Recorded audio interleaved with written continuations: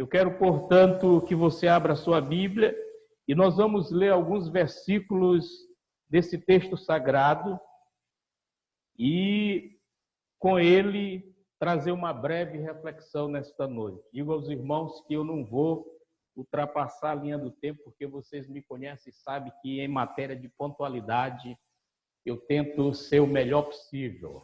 Eu não vou me esmerar no tempo. Isso aí eu digo aos irmãos. Então, vamos ler juntos, irmãos. Leiam juntamente comigo aí e vá grifando na sua Bíblia, né? Mateus 24, a partir do verso 1.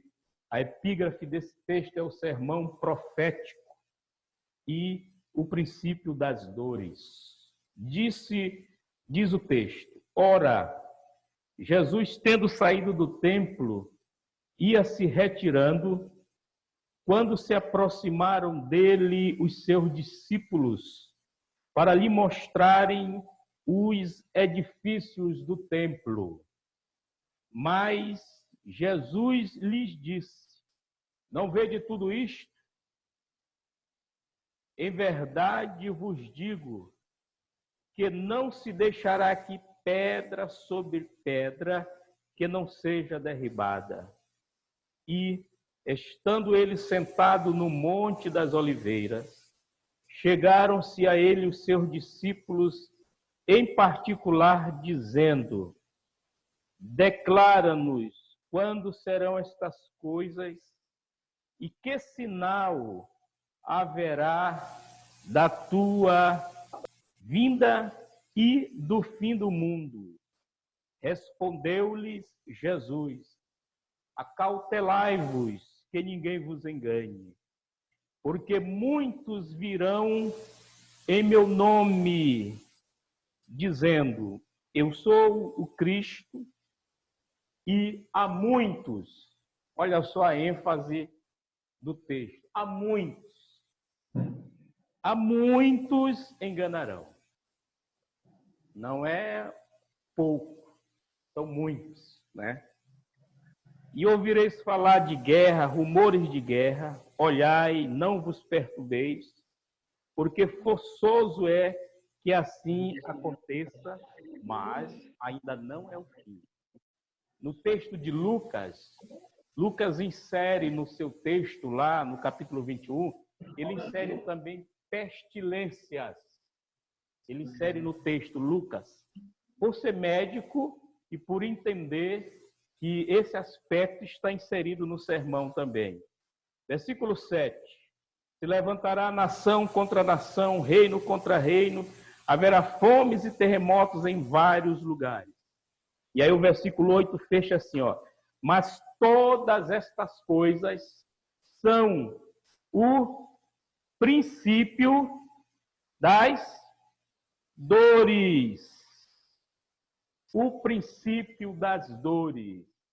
Esta é a outra ênfase que Jesus dá nesse texto. Princípio das dores. No texto original, essa palavra é primeira dores ou princípio das dores de parto. Você que é mãe sabe muito bem o que é uma dor de parto, tá? O quanto é macerador uma dor de parto. Então, essa palavra princípio de dor quer dizer justamente isso, princípio de dores de parto ou primeira dores. Então, quando você lê esse texto aqui, que Jesus fecha no versículo 8, você imagina, eu pelo menos eu imagino o momento que nós estamos passando. Então, o sermão profético, o conhecido sermão profético, ele nos abre assim um leque a respeito da vinda de Jesus. É verdade que eu não vou me deter em todo o contexto, mas eu quero pelo menos trazer luz a respeito desses textos que nós lemos. E vale ressaltar aqui o seguinte, irmãos. A gente, para entender o Mateus capítulo 24, a gente vai no contexto. Se você estiver com a Bíblia aberta, você vai ver o capítulo 23, que é conhecido, eu conheço, como o sermão acusador de Jesus. Capítulo 23, Jesus, ele desaprova o comportamento dos escribas e dos fariseus. E é tão verdade que, pelo menos lá no texto do Mateus 23, tem pelo menos 7 ais. E esses ais são assim de uma profundidade, porque Jesus dá-se um tapa na religiosidade dos escribas e dos fariseus, tá? E ele fecha o sermão do capítulo 23, irmãos, abrindo assim um leque, né? Ele diz assim, ó, versículo 38 e 39. Eis que a vossa casa vai ficar deserta. Versículo 39, porque eu vos declaro que desde agora de modo nenhum me vereis, até que digais naquele dia, bendito que vem em nome do Senhor. Com estas citações do verso 38 e 39 do capítulo 23, o Senhor passa para o capítulo 24, e aí ele abre melhor o leque, e ele vai tratar a respeito da sua vinda e, com elas, alguns sinais que precedem o seu retorno aqui para a terra, tá? Então, é sobre esse tópico do capítulo 24, a partir do texto 1, que nesta noite eu quero discorrer com os irmãos, pedindo a Deus que nos fale poderosamente e que o Senhor Jesus, nesta noite, traga despertamento a todos nós, para nós entendermos e compreendermos que, diante do momento que nós estamos vivendo, cabe a nós, como igreja, e isso é sério, a igreja de Cristo, ela precisa, ela deve estar apercebida do que nós estamos passando. E eu tenho 50 anos de idade. Eu nunca vi um momento tão cruel e tão difícil como esse que nós estamos atravessando. O que preenche a minha esperança nesse particular é justamente quando eu leio esses textos escatológicos e que a ênfase de Jesus, à semelhança desse texto, tem muito e tudo a ver com a sua vida. Então, Jesus, nesse texto, irmãos, ele vai falar dos princípios de dores, tá? Que servem ou são elementos que servirão de base para introduzir a grande tribulação. Porque os irmãos sabem, e eu não vou entrar em detalhes, a nossa visão é pré-tribulacionistas. Nós cremos e aceitamos que, na qualidade de igreja que somos, nós seremos arrebatados, e se somos arrebatados e seremos arrebatados, evidentemente nós não passaremos pela grande tribulação. Esse texto, inclusive, é o texto mais discutido nessa questão escatológica, porque é ele, por meio deles, que se levanta N questões teológicas a respeito, mas eu não vou me deter nisso. O que eu quero chamar a atenção aqui, minha, sua e nossa, é que nós estamos vivendo as primeiras dores de parto.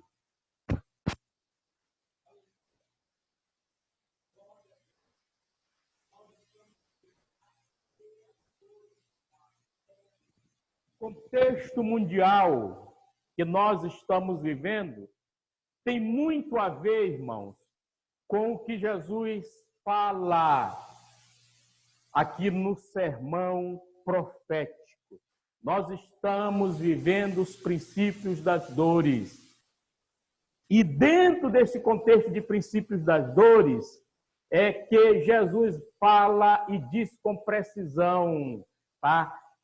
Guerras, pestilências, que é o texto aplicado por Lucas, fome, imoralidades. são vistos aqui nas Escrituras como o princípio das dores. E é nesta frase, é nesse texto que eu quero me deter e trazer luz para todos nós nesta noite. Por que eu estou falando isso, irmão?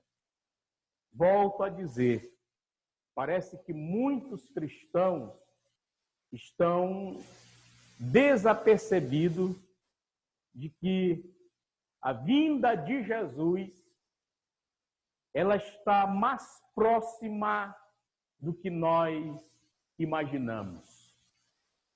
Olha só, irmãos, olha só o que Jesus trata e fala no texto. E algumas coisas a gente vai citar, porque já se cumpriram cabalmente quando Cristo fala e trata aqui nesse sermão. Versículo 1, que foi o primeiro, Jesus dá ênfase dizendo assim, tá? Ou versículo 2, melhor dizendo. Mas eles lhe disse, não vede tudo isto? Em verdade vos digo, que não se deixará aqui pedra sobre pedra que não seja derribada. Se a gente pudesse voltar no passado e ver o templo de Jerusalém, era algo espantoso. Era lindo. Tá? Quando Jesus fala nesse texto que não ficaria pedra sobre pedra, Jesus profetiza que, na verdade, a queda desse templo, na invasão do general Tito, no ano 70 depois de Cristo. General Tito, romano, invadiu Jerusalém e uma das primeiras coisas que o general Tito destruiu foi o templo. Então, quando Jesus fala no texto 2, não se deixará pedra sobre pedra que não seja derribada, Jesus dava ênfase nessa profecia ao que estaria acontecendo no ano 70 depois de Cristo. Isso trouxe assim, eu fico imaginando o comportamento dos discípulos, mas parece que isso não serviu assim para eles atentarem que Jesus estava falando de uma realidade. E quando eu vejo esse comportamento deles, eu lembro de nós na atual dispensação que nós estamos vivendo. Porque eu poderia aqui perguntar para vocês, como é que vocês estão vendo esse momento? Esse momento de turbulência. Parece que os próprios cristãos, irmãos, se deixaram levar pelo pânico que a mídia tendenciosa chegou e aplicou. E eu estou dizendo porque eu conheço alguns irmãos e o pânico tomou de conta deles. E a gente tem tentado, pelo menos eu ligo, converso, para desfazer pelo menos alguma coisa e o irmão entender que esse momento deve servir para mim despertar e atinar de que Jesus vem. A verdade, irmão, era para nós estarmos como a igreja do primeiro século. Sabe como é que a igreja do primeiro século se cumprimentava? Tá? E isto pautado, sabe em quê? Nas cartas paulinas, nas escatologias de Paulo, quando Paulo fala e trata muito a respeito da vinda de Cristo, naqueles dias pós-apostólico, a igreja do primeiro século, ela, dado a ênfase que se dava naqueles dias, a vinda de Cristo, os irmãos se cumprimentavam assim, se eles passavam na rua, eles apertavam a mão uns dos outros e diziam assim, ó, Maranata, ora vem Senhor Jesus. A igreja do primeiro século esperava Jesus naqueles dias, justamente pela ênfase que se dava naqueles dias a respeito da vinda de Cristo. E hoje, irmão, hoje era para nós, diante dessa turbulência que nós estamos vivendo, era para nós estarmos Maranata, na nossa casa, nessas reuniões Maranata, ora vem Senhor Jesus. Porque se há um sinal claro e evidente de que Jesus está voltando, é justamente o momento que nós estamos vivendo e que Lucas, no seu capítulo 21, faz ênfase: pestilência. Mas parece que nós estamos semelhante aos discípulos. Sabe o que eles fizeram? O versículo 13, ele diz assim, ó: ei, Jesus, Senhor, declara-nos quando serão estas coisas e que sinal haverá da tua vinda e do fim do mundo. E aí Jesus responde-lhes dizendo assim, ó: acautelai-vos para que ninguém vos engane. Acautelai-vos para que ninguém vos engane. Eu não vou entrar no detalhe aqui, irmãos, tá? Porque a minha ênfase é o versículo 8. Mas o momento é também propício e muito, porque eu estava comentando lá na 13. Esse momento, ele é uma faca também de 2 gumes. Que momento é esse, irmão Murilo? Os chamados cultos virtuais. Uma coisa é você ouvir o seu dirigente. Os irmãos conhecem o caráter, os irmãos conhecem a índole do dirigente de vocês, como também eu penso que, embora todos não me conheçam, mas eu estou aqui pautado naquilo que o vosso dirigente, conversando comigo, né, me fez hoje estar aqui. Mas, irmãos, eu acompanho, até porque, para mim, é fonte de pesquisa.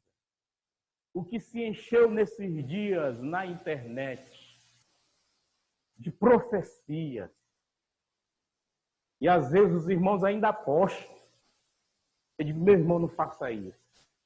O que se encheu de falso profeta, de falso Cristo, falando e tratando a respeito aqui do momento. Eu poderia até citar aqui, mas de repente, nomes que eu possa citar aqui vai trazer escândalo para alguns irmãos, porque alguns irmãos, por não ter idoneidade, passam desapercebidos. Mas há, assim, irmãos, uma salada mista de profetas, de profecia, de coisas em que muitos obreiros fraudulentos que estão se aproveitando para visgar enganamento de muitos. Quanto a isso, a palavra de Jesus é essa: acautelai-vos para que ninguém vos engane. Esse é um cuidado que o seu amigo, eu aqui particularmente, tenho muito. Não vou atrás de qualquer movimento, de qualquer palavra, de qualquer mensagem. Eu vou para a Bíblia, em primeira instância, para ver se tem fundamentação. Por que Jesus disse: acautelai-vos que ninguém vos engane? Justamente porque logo no versículo seguinte ele disse, olha, sabe por quê? Porque muitos virão em meu nome dizendo, eu sou Cristo.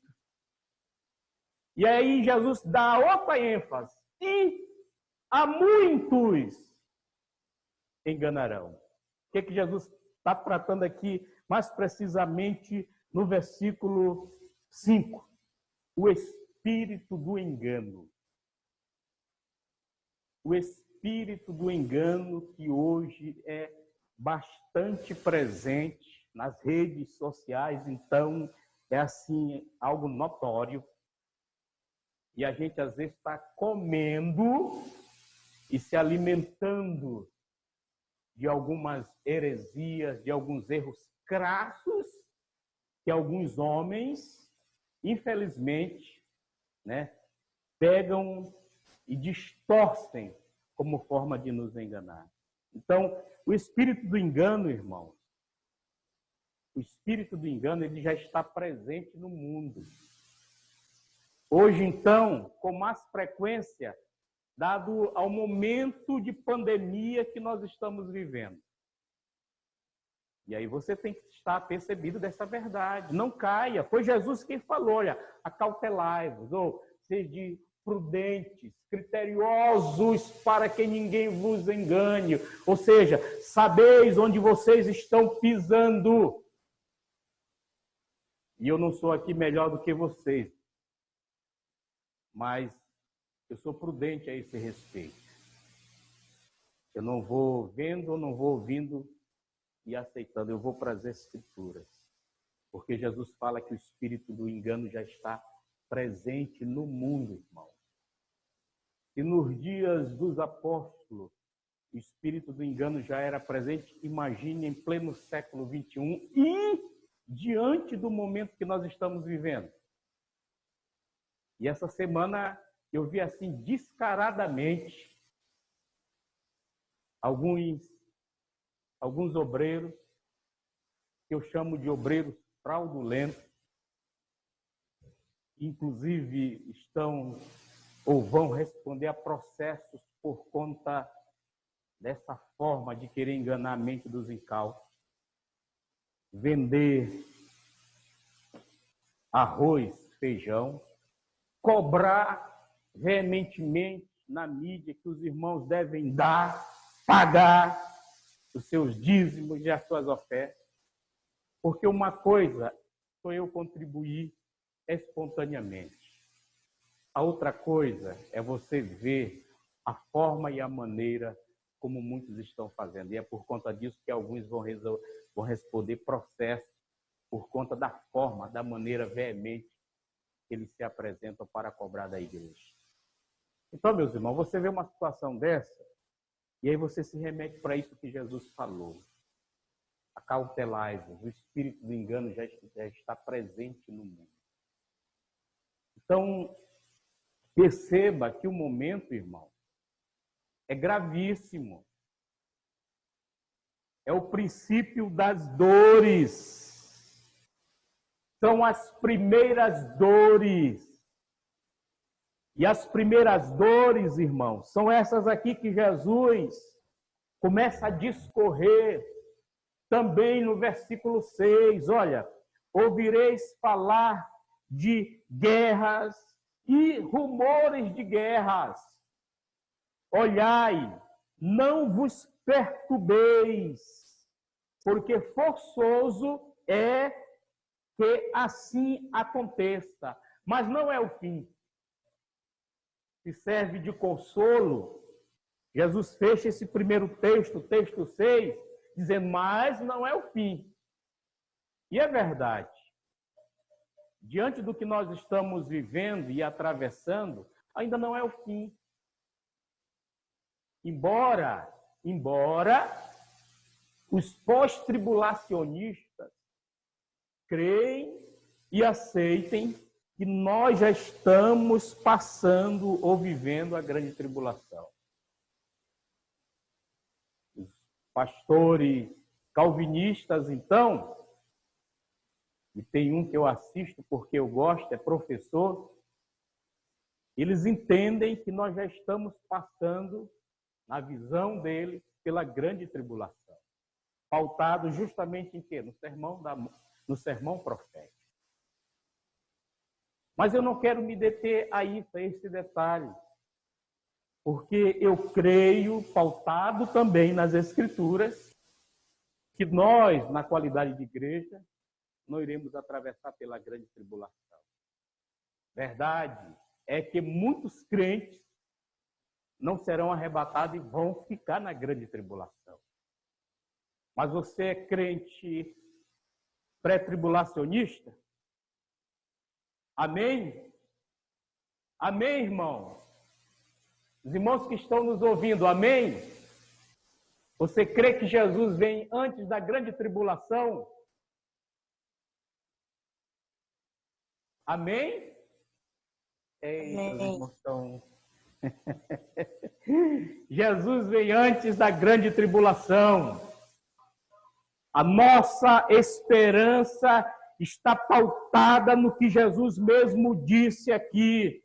tá? Guerras, rumores de guerra, é forçoso que aconteça, mas ainda não é o fim. Aleluia! E Jesus dá mais ênfase quando ele disse, olha, se levantará nação contra nação, reino contra reino, haverá fomes e terremoto em vários lugares. Mas tudo isso são as primeiras dores de parto. Princípio das dores. Queridos, o Senhor Jesus predisse o fim e anunciou os sinais que antecedem este acontecimento.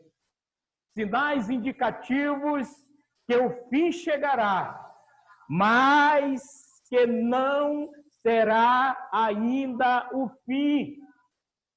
Ou seja, irmão, Jesus fala nesse texto como uma forma de trazer luz, de trazer despertamento para nós, para que nós entendamos, diante do momento que nós estamos vivendo, que nós precisamos reaver o nosso conceito de vida cristã, nós precisamos refazer, né, a nossa comunhão com Cristo ou com Deus, nós precisamos atinar, abrir a mente, o coração, para entender que o coronavírus, que essa pandemia que se alastrou no mundo, tem fundamentação naquilo que Lucas, no capítulo 21, falando também sobre o sermão profético, ele disse, ó, haverá também pestilências, mas isso não é o fim. São princípios das dores e a igreja de Cristo,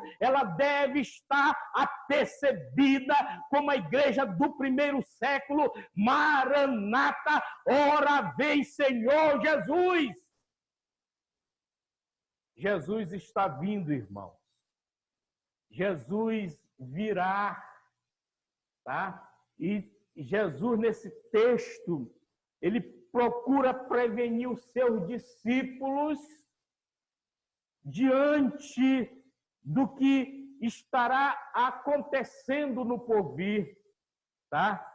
De modo que os discípulos deveriam estar apercebidos para que não fossem enganados, não sofressem as consequências da mentira, do espírito do engano, cuja proposta, cujo objetivo é desfazer esta verdade pautada no sermão profético.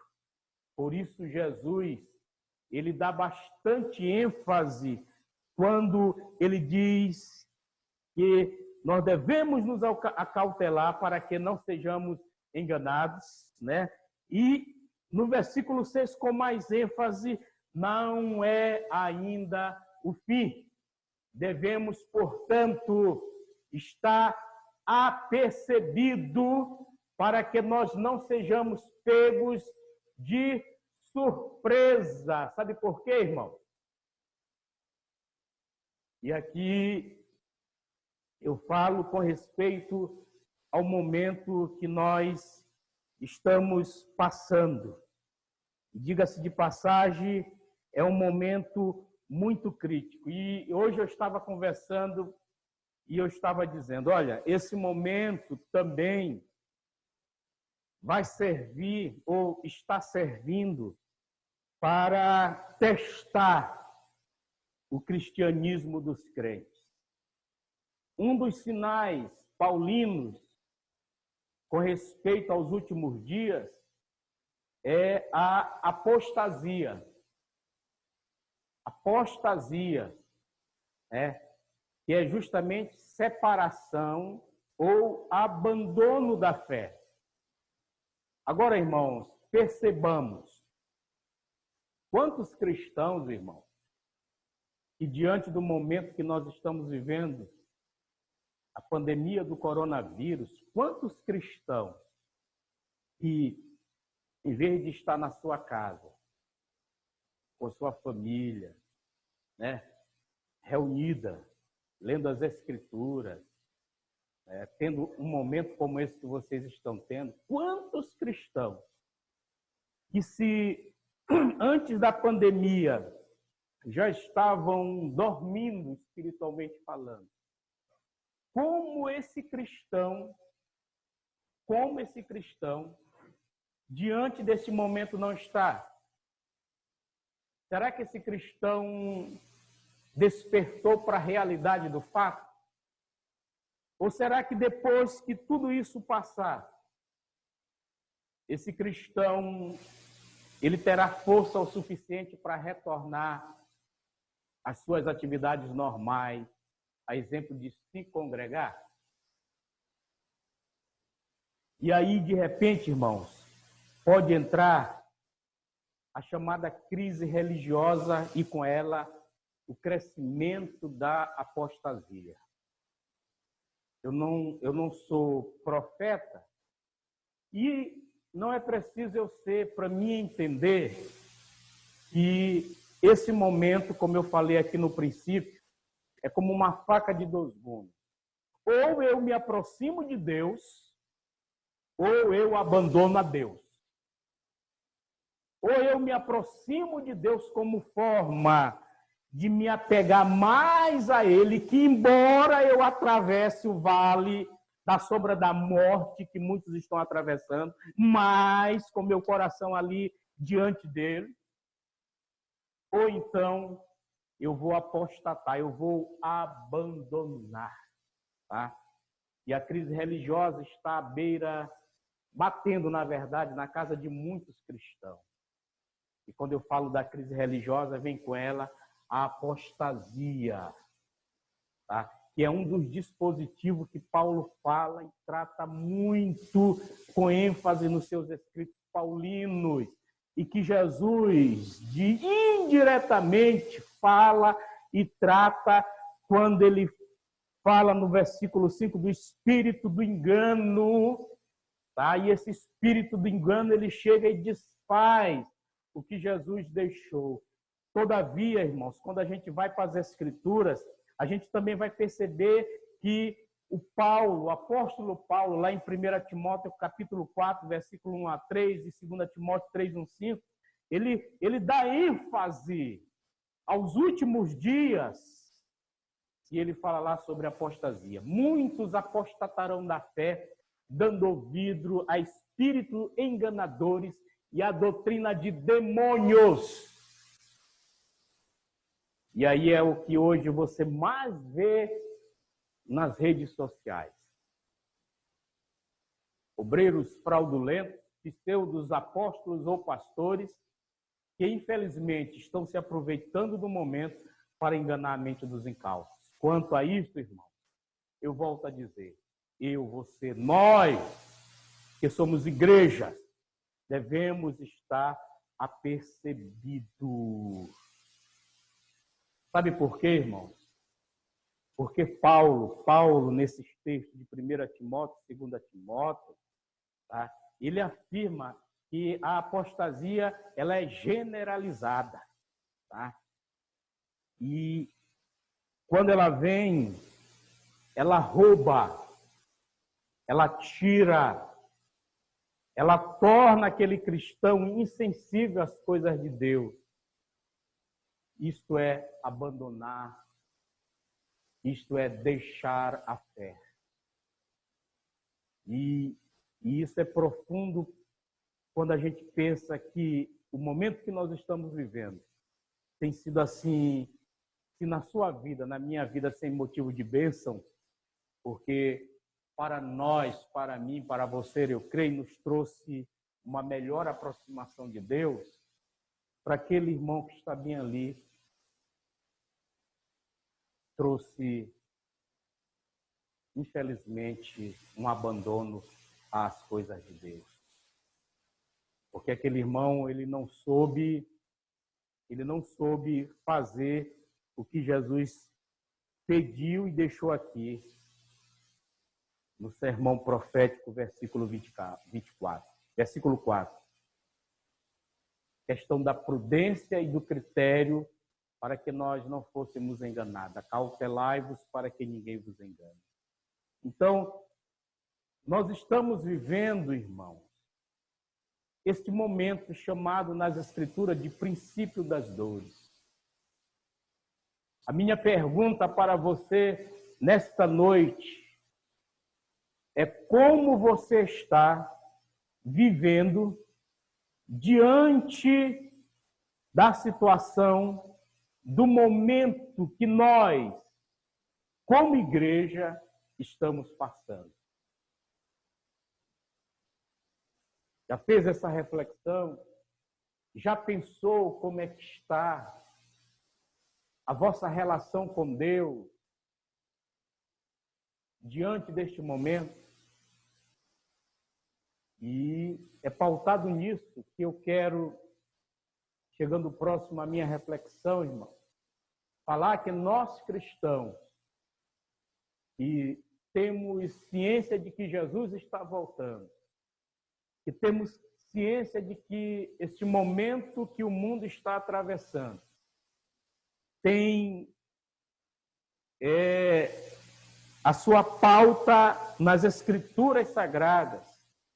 Eu quero dizer para você, até como forma de rechear a nossa fé, é que nós, diante do momento, diante da turbulência, nós precisamos perseverar. Nós não sabemos quando essa turbulência vai passar. Pode ser hoje, pode ser amanhã. Alguém diz que só lá para o mês de setembro ou outubro. E a gente não sabe, são simplesmente pesquisas. E eu fico imaginando a gente terminar o ano e essa pandemia não ir embora daqui. E quando eu penso assim, eu imagino os crentes. Porque diante deste momento, tem uma palavra de Jesus no contexto do texto, mais precisamente no versículo 13, Jesus disse assim, ó, mas aquele que perseverar até o fim será salvo. Aquele que perseverar até o fim será salvo. Perseverar, irmão, sabe o que é? É buscar continuamente a Deus. É você não deixar porque bateu na sua porta aquele desânimo, aquela coisa que às vezes nos faz retroagir. Não. Perseverar é busca contínua de Deus. Então, se de repente a coisa piorar daqui a alguns dias, não hesite. Não baixe a guarda, não entregue os pontos, permaneça com seus pés no chão, mas persevere, porque foi Jesus quem diz, aquele que perseverar até o fim será salvo. Mateus 24, versículo 13. O conhecimento destas coisas leva o crente a esperar com paciência e a suportar as perseguições, seja ela em qual segmento da vida. O cristão, na atualidade, vive no meio de uma sociedade corrompida, perversa, sofrendo também as turbulências do coronavírus. Nós somos tentados até muitas das vezes a abandonar a fé por conta do contexto que nós estamos vivendo. Clamamos a Deus, pedimos a Deus, rogamos a Deus todos os dias e parece que os ouvidos de Deus estão tapados, mas não está não, irmão. Não está. Deus está trabalhando. Deus está tratando. Esse é o outro aspecto do momento que nós estamos vivendo. Deus está tratando com a humanidade e eu vou dizer mais particularmente, mais especificamente com a nossa nação. Deus está tratando e se você ler como eu leio, a gente vai entender, a gente vai perceber que os próprios descrentes estão buscando entender e compreender que por trás de tudo isso existe um ser supremo que está fazendo alguma coisa. E isso eu já vi testemunho de pessoas descrentes, tanto daqui da baixa sociedade como da sociedade alta. Então Deus está tratando colocou o nosso querido Brasil nesse particular. Só Deus conhece o fim dos tempos. Portanto, persevere, continue nesta busca contínua, evite justamente ser enganado. E eu quero fechar concluindo esta reflexão. Serve para mim, serve para você, serve para todos nós. Meus irmãos, se no primeiro século a igreja vivia na ansiedade, no desejo de ver os céus se romperem e Jesus voltando, porque nós, a igreja do século 21, diante de tamanho acontecimento, de tudo que está acontecendo no mundo, porque nós não estamos nos preparando, porque nós não estamos apercebidos, porque nós, nas nossas casas, nos nossos lares, nas nossas reuniões familiares, porque deixar de dar ênfase a este momento e tão somente se envolver com o que está acontecendo? Não, o momento é oportuno.